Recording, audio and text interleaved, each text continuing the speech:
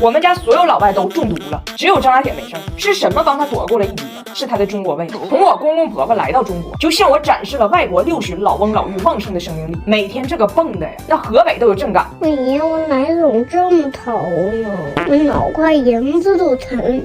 老两口就一直跟张大铁说话，张大铁就许愿爷爷奶奶能不能消停点。结果昨天突然如愿了，他爷他奶甚至还有载耀达都突然拉肚子，拉的特别严重。载耀达还算轻一点，布莱恩最重，连拉带吐，已经下不来炕了。去医院一查，说是食物中毒。但是奇了怪了，张大铁和他爸啥事没有，这就很蹊跷。载耀达说，这说明想知道是哪顿饭有毒，就要看哪顿饭我爸和张大铁没碰。名侦探载耀达就开始破案了，突破口还得是张大铁。最后我们仔细筛查，案件是这样的：昨晚7时许，温蒂说自己想家了，非要吃西餐。张大铁不想吃，跟他爸说让他爸点点面条。大胖媳妇差点就叛变了张大铁，说要不然就一起吃披萨吧。张大铁质问他爸 It's pizza amazing， 我到上面 amazing。张大铁的质问救了他爷俩的命。大胖媳妇和张大铁吃的面条，剩下的3个人吃的西餐。吃西餐的第2天全倒了。但是问题又来了，那顿西餐里边的披萨和薯条，大胖媳妇也偷吃了，唯一他一口没碰的是那顿西餐里的那碗沙拉。所以破案了，导致那3个人食物中毒的就是那碗沙拉。张大铁刚开始还是很心疼他生病的爷爷奶奶，这外国人生病养病的方式也是很抽象，就是把空调打到最冷，然后狂喝冰水。张大铁看着着急呀，跟他爸说，爷爷奶奶生病了，咱给他们查点粥。大胖媳妇还特意上网查了一下怎么查粥，跟大铁说，好的，咱俩也用中国文化孝顺他们一把。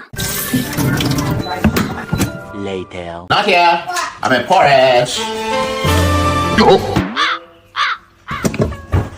Not here, look. I made you porridge.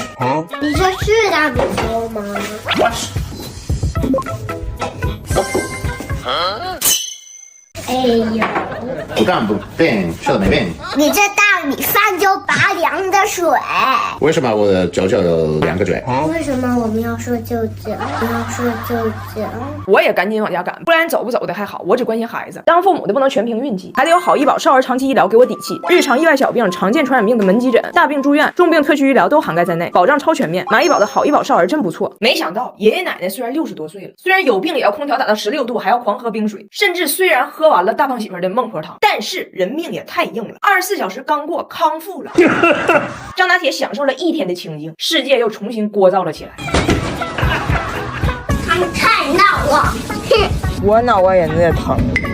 那你可以给他们点一个沙拉吗？爷爷奶奶躺了1天之后，比以前更欢实了。张铁学校第2天要办运动会，爷爷奶奶爸爸全要跟着去参赛，说要抱着张铁跳高，跳到外太空，撞击小行星。我不想去那个运动会。你要这，我们都陪你，好不好？张大铁心如死灰，昏暗的灯光下，张大铁自己走向了厨房桌上的沙拉。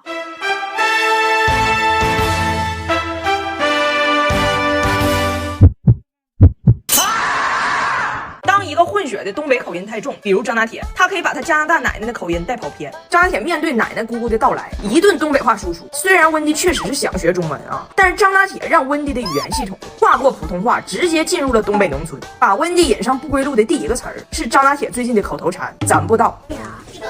Who ate all the ice cream? 咱不到。温蒂就问早达，这咱不到是啥意思？早达说就是 I don't know 的意思。咱不到名字 I don't know。 Okay, thank you. 讲不讲？讲不讲？讲不讲？讲不讲？弟弟来了 ，Welcome， 嗨 Thank you.，OK， and again，你是该干哪天呢？I exactly when you go back. 讲不讲？温蒂，那你加拿大不上班吗？你老头儿怎么办呢？讲不讲 ？Do you miss me?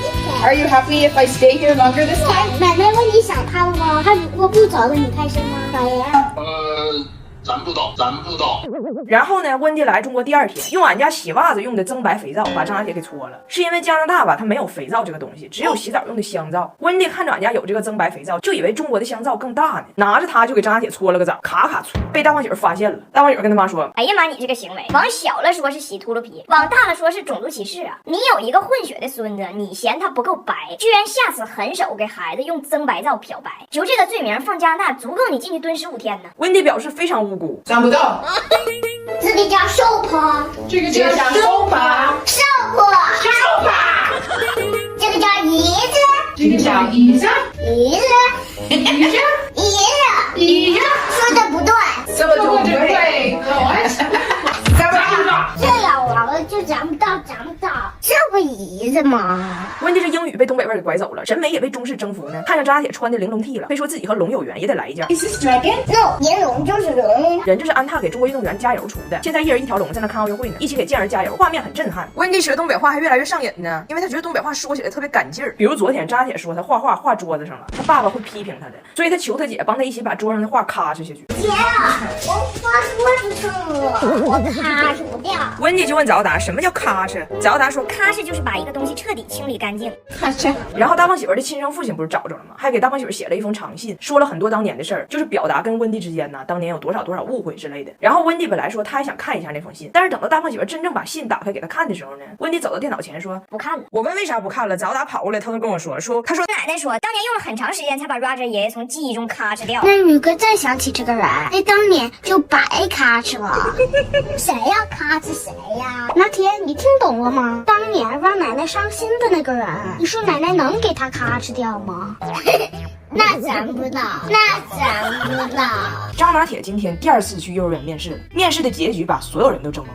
大家知道张拿铁因为不会说英语，上次被双语幼儿园无情拒收，在人类混血儿发展史上刻下了一个烙印。这个事儿呢，大家都很急，只有孩子他爸不着急。这次是大胖媳妇找的幼儿园，就在家楼下。他说啥幼儿园都一样。温蒂听说孙子上次被拒绝，非常不服气，今儿个一定要一起去。但是温蒂不知道这次我们面试已经换了学校了，他以为是2杀上一个学校呢，所以劲儿贼大，摇人摇来4个，进屋直勾的瞅着老师，那种感觉就是你看我们都长这样了，你还不相信我孩子会说英语？但是我在教室外头观察一会儿，我发现了这个幼儿园呢，他自称是双语幼儿园，就一个外教，还是个俄罗斯人。我跟这个朵夫斯基先生啊聊了一下天，我发现他英语水平其实跟我爸爸没差多少。我就问老师，我说那俺家拿铁去的这个班级主要是说什么语言呢？老师说这个低龄小班呢，现在就1个学生，加上你儿子呢，一共2。这个班级最后到底说什么语言呢？那就看这俩孩子哪个性格强呗。我望向窗外那个跟张拿铁同班的乌兹别克斯坦女子，我已经能看到她不出3岁满嘴铁岭话的样子，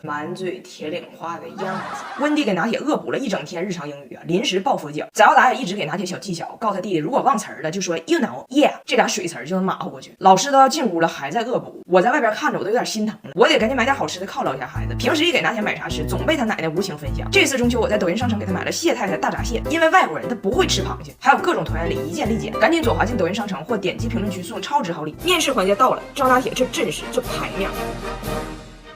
但是我跟你说，语言这玩意儿啊，真不能死记硬背。这是张拿铁的面试 solo。My name is Jaya. My name is Jamie. Upgrade. My name is Good morning. And you? My mom is Thai. You know, I want to you. Oh, yeah. 联系成语 You know,联系我大哥的。没想到的是张拿铁这驴唇不对马嘴的英语演说，外教还没等他说完呢，居然高度赞赏，非常棒 ，amazing， welcome to our school。我一看那外教满脑袋是汗，我发现这外教他其实懵了。外教肯定寻思这孩子长得英语肯定没毛病，他后边站的一排人，那家庭背景英语更没毛病，那他肯定是没错呀。我听不懂，那肯定是我的错呀。张拿铁被一顿夸也懵了，不都说我英语不好吗？但是面前这个男人他夸我英语好啊，那他长得英语肯定没毛病啊，他肯定没错，别人听不懂那就是别人的错。温蒂大胖媳妇和我俩小姑子更懵了，哪里有 amazing 啊？为什么我们说英语的人听不懂啊？于是2个都不会说英语的老外在说英语的问题上就这样认可了彼此，而那些真正说英语的人开始质疑自己的英语了。走的时候问大胖媳妇，我说你担心你儿子英语有俄罗斯口音不？大胖媳妇说，我更担心那个乌兹别克斯坦女孩的铁岭口音。